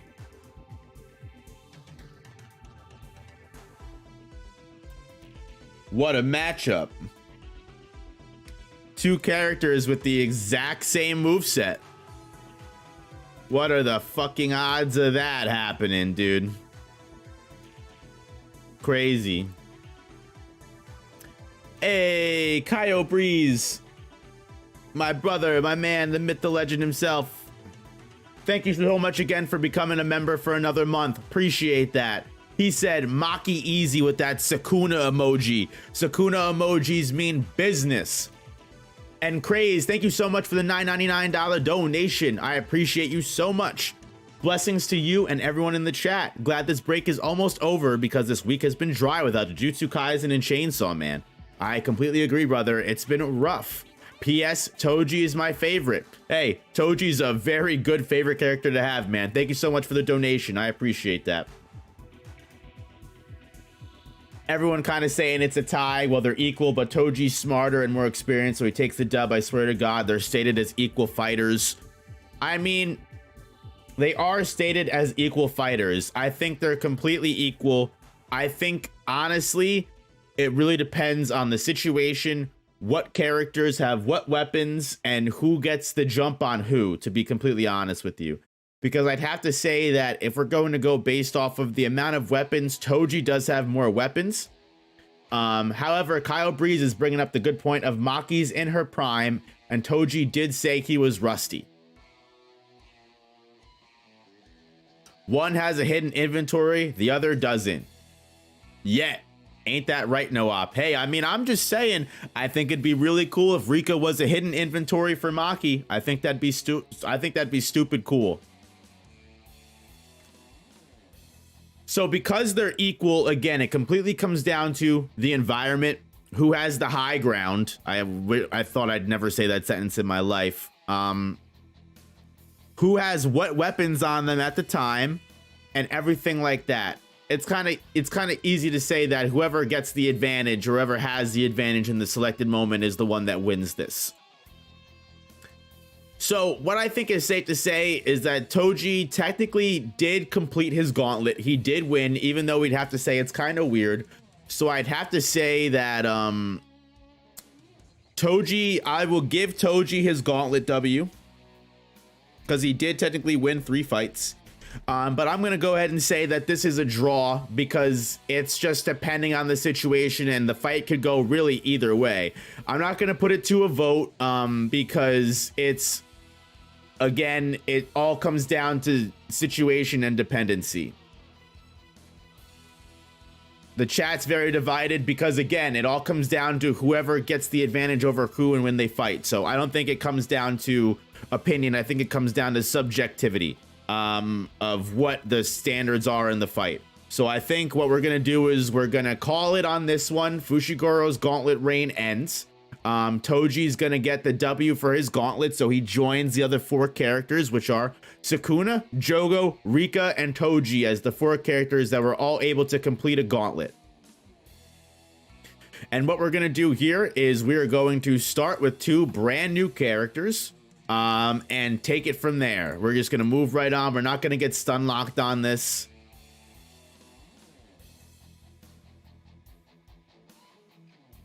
Guys, if you haven't liked the stream already, make sure you hit that like button. I definitely want to hit 200 likes before the stream is over. I know we can do it. I believe in you.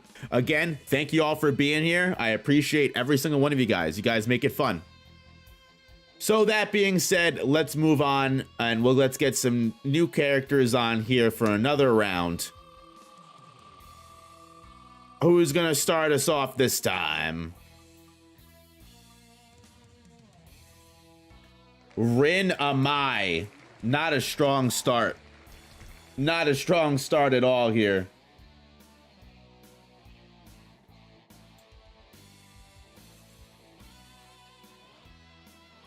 Definitely not a strong start by any means.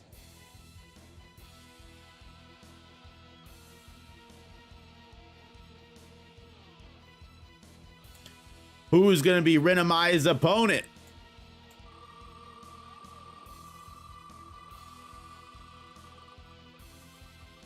People don't even remember who this guy is. That should say everything. Oh, not Toji again. Almost Miwa. Miwa would have been a good fight. Miwa would have been a reasonable, like, we would have had a discussion about that. But no, Toji's not coming back. Toji won his gauntlet already. We're not going to have him come back. It's unfair. Let's spin this wheel again. Obviously, we know who would win that. Yikes. Doesn't look like it's ending any better, to be honest with you. Oof, we got our boy Mahito jumping onto the gauntlet here.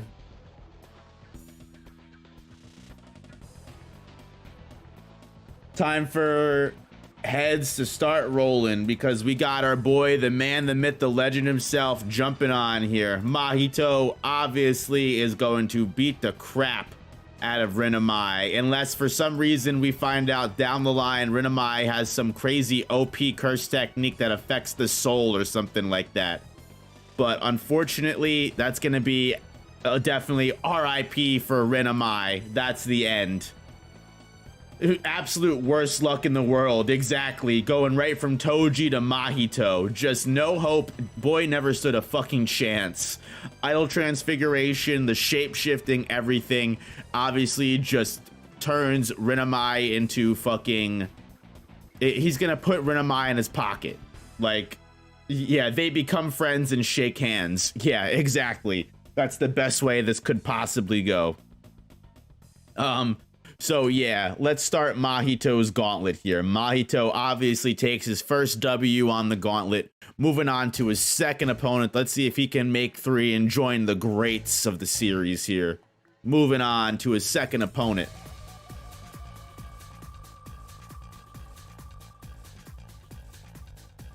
Same kind of situation as Mimiko and Nanako and Mimiko versus Sakuna. So true. What are the odds? Yuji Itadori as his first opponent.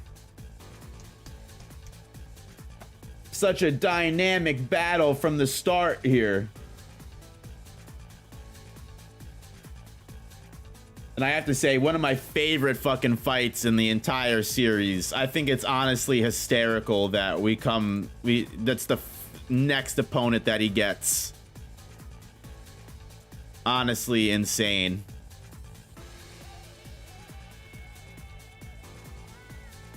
Now, I think this fight goes a bunch of different ways depending on what Yuji we're talking about here. Because if we're talking about Yuji with Sakuna inside, obviously Mahito can't kill Yuji by idol transfiguration. It needs to be an actual regular hand-to-hand fight where Mahito actually takes Yuji out by actual means, slaying him in a real one-on-one fight. However, Yuji without Sakuna means that Yuji no longer has protection against idol transfiguration. Yuji without Sakuna as protection from idol transfiguration immediately becomes a huge vulnerability against Mahito, because then it's literally the 1-touch, 2-touch, 3-touch tap, he's done. Instead of having an actual back and forth fight with Mahito, Yuji's full entire point is going to be avoiding any kind of actual contact with the man. And as we see in Yuji versus Mahito in the manga, we do see, you know, Mahito is able to land actual contact on Yuji despite how strong Yuji is. Let alone Mahito's domain expansion is going to be able to capture and stop Yuji in his tracks from any actual hand-to-hand fight he takes if he is vulnerable to idol transfiguration. Now, if we're going to go with making it the most ideal Yuji that's able to fight Mahito, Yuji with Sakuna, again, I still think Mahito wins, because Mahito was able to beat Yuji without Todo. Mahito would have beat Yuji in Shibuya. Let's be honest here. Yuji on his own is not able to beat Mahito. Whether he has Sakuna to stop him from idol transfiguration or Yuji doesn't have the ability to stop idol transfiguration, Mahito has the more win conditions than Yuji does in all situations. It's unfortunate, but he really does. Yuji's a very strong person and would definitely be able to give Mahito his due, and narratively should always win against Mahito, but unfortunately Mahito does have the ability to beat Yuji unless Yuji has a partner, whether we have Yuji with Sakuna or Yuji without Sakuna. Unfortunately, despite it being a pretty mid-diff, high-diff fight, Mahito is going to end up coming out on top with this. So RIP to Yuji. Mahito does get his second win and moves on in his gauntlet.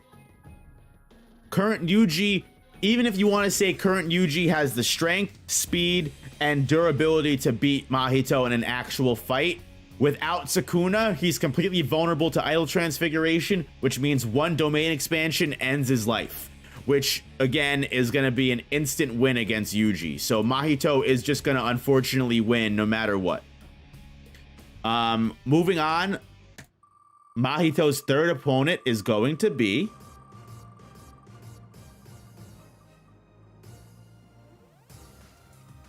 Miguel. Oh no. Miguel, you're back and you're getting mollywopped instantly.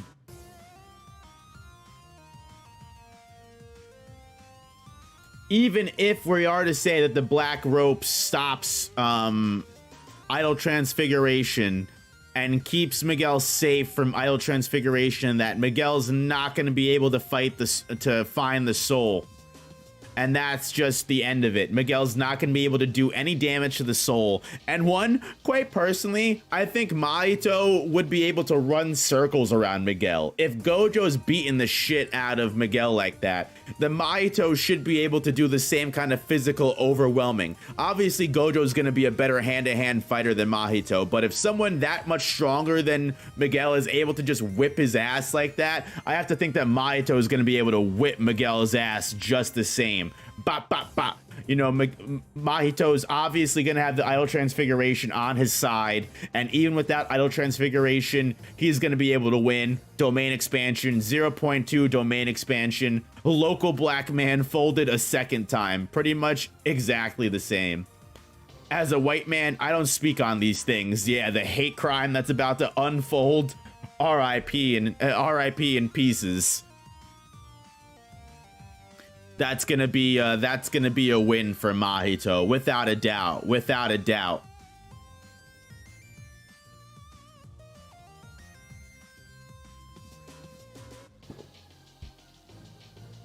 Would damage to the soul apply if the technique is neutralized? I still think that even if Idol Transfiguration was neutralized, Mahito would still be able to kill Miguel by practical means. And at the end of the day, even if Idol Transfiguration is neutralized, Miguel still needs to hit Mahito's soul to do damage, which he's not going to be able to. Why don't positive emotions generate energy like negative? They do. They make reverse curse technique. It's just it doesn't create cursed spirits. How would Black Rope work against Mahito? It pretty much would probably just stop his Idol Transfiguration, meaning he wouldn't be able to, you know, mess with Miguel's soul, but he would still, Mahito would still be able to shapeshift, move around, change, everything like that. Walmart Gremlin 2.0, we were waiting for you, dog. Welcome. We haven't even gotten into instant spirit body of distorted killing. Exactly, McNeil. It just obvious W for Mahito. Mahito is gonna be our 5th contender to make it past his 3-person gauntlet. So I think it's pretty obvious what we do when these characters win.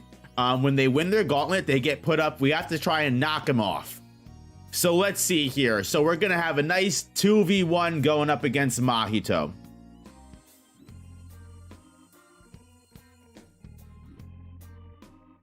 Where the hell is Gojo or Kenjaku? They've been showing up. If we've been close to getting them. There's just 78 people, and for some reason this wheel likes picking people a lot.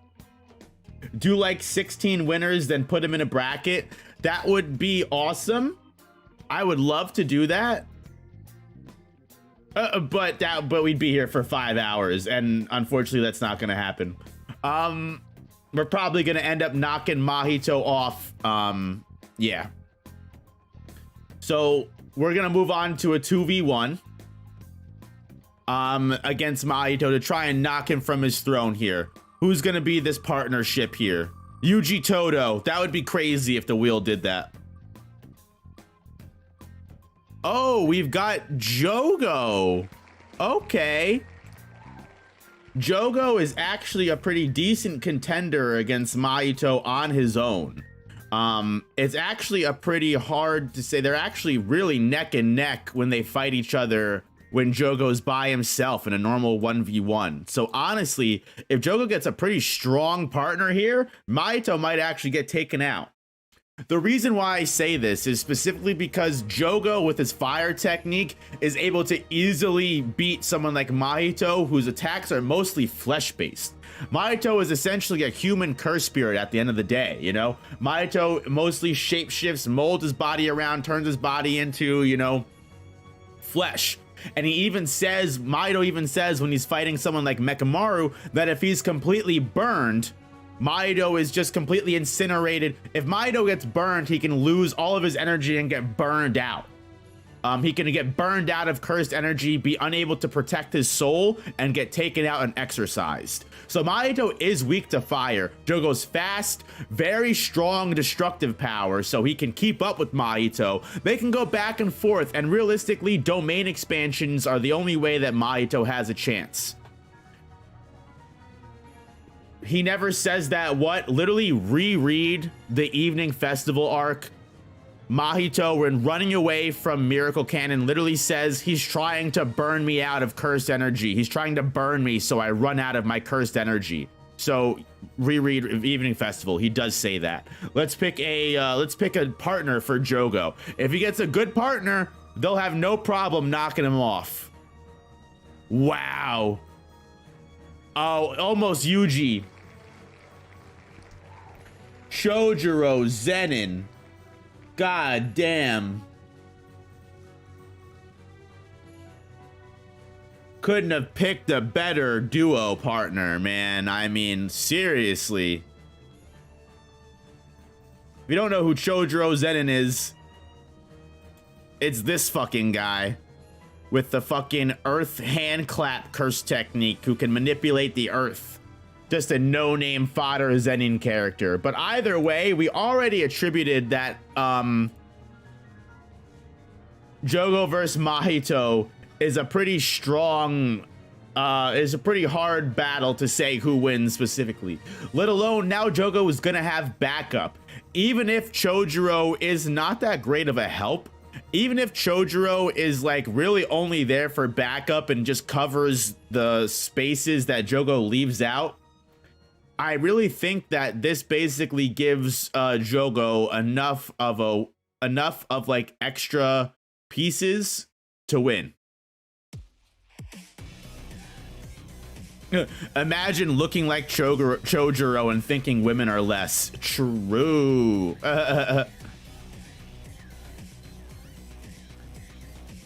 And even if we are to say that Chojuro isn't enough of help, if we were to say it becomes a 3v1, like that's still not enough to overtake Mahito. If we were to give him one more helping hand, then yeah, we get Yuji Itadori coming up next, which basically just means it's over. We already specified that Yuji with pretty much any kind of decent help whatsoever wins. So, I mean, Mahito's easily dethroned. If we have to make it a 3v1, it's just pretty obvious. It is fate. Exactly. It is fate. The wheel keeps wanting to give Yuji the win against Mahito. So I think that's pretty obvious.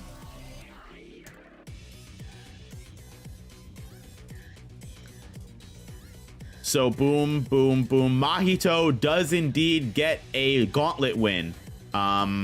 Which makes the 5 people that survived the gauntlet Sakuna, Jogo, Rika, and Toji. And Mahito, of course. The 5 characters that were all able to knock out 3 wins and win gauntlets. And as Tiberius said, it's possible we may be able to put these people together or get some kind of bracket going on in the future. Maybe we can do this again. You guys did seem to like it and enjoy it.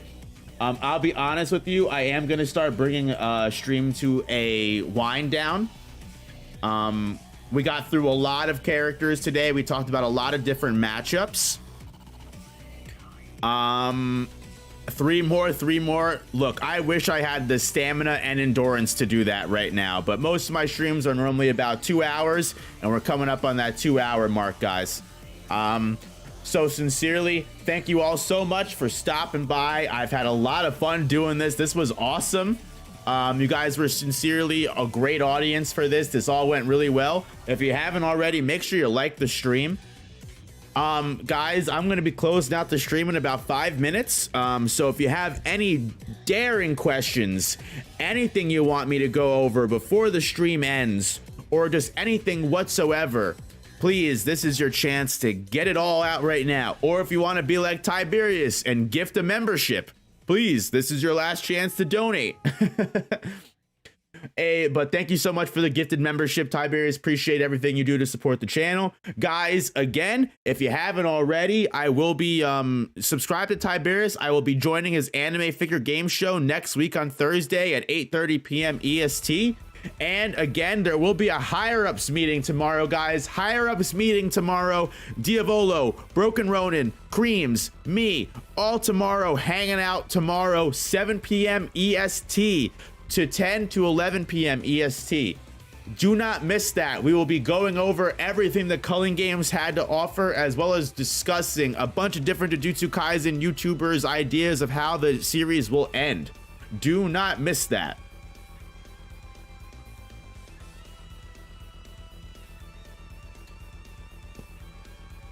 I'm glad you guys all enjoyed the stream. I had a lot of fun myself.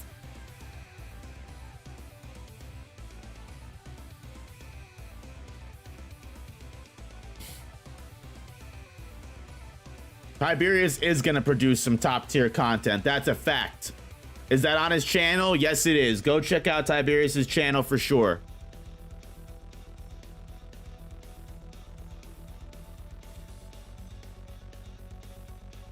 How's my life going, man? Life's going okay. Can't complain. Life's going all fucking right.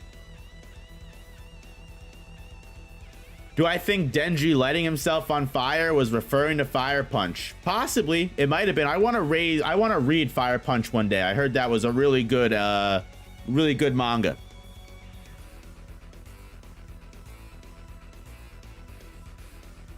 Love this stream, TG10. I love that you were here for it. Seriously, thank you guys all so much for being here. I appreciate it.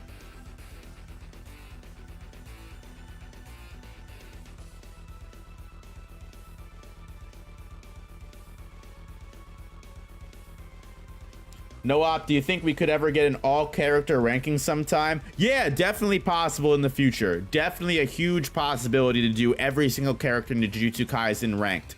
Definitely something that I would want to do in the future. Not anytime soon, for sure. I'd probably do it after the series ended to make sure no new characters got introduced or anything like that. So it probably would be an end of series thing. But yeah, definitely not out of the realm of possibility. What plans of other Hell's Paradise content do you have outside of the list of Top of Simon? So I want to do the Top of Simon. I want to do a Lord Tenzin video. I'm going to do a couple Hell's Paradise shorts. But yeah, I'm not really sure other than that. There are a couple fights in Hell's Paradise that I would love to cover, but we'll see. That's not really where my content seems to be going. So right now, those are the definites, but we may see more. My favorite Chainsaw Man arc, I really enjoy the International Assassin arc and also the Gun Devil and Makima arc. Chainsaw Man as a whole is a great ride. I enjoy it more as an experience as a whole rather than in arcs.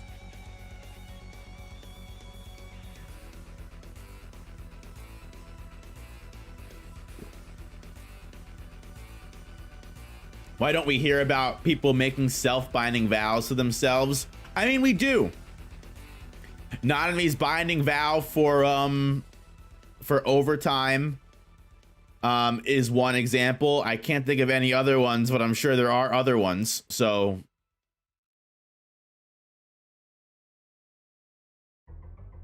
I have another headcanon that Ichigo's Vasta Lorde form is his resurrection. What you think? Also definitely completely possible. I mean, might be his like Arankar form. We know the Vasta Lorde form is basically just his hollow taking full form. So I don't know, just really cool. I love the Vasta Lorde form when he fights Okiura. Definitely one of my favorite fights. Even the volume of cover 9 gets me emotional. RIP. That whole moment is sad. I completely agree. But guys, thank you all so much for stopping by. Sincerely, if you haven't already, please leave a like on the stream. You're all awesome people for hanging out with me on this fine Friday. And please, again, don't forget, tomorrow, higher ups meeting number 2 will be at 7 p.m. on Saturday. Do not miss that. It will be extremely awesome. Everyone have a great rest of the weekend, and I'll see you guys all tomorrow at the higher ups meeting.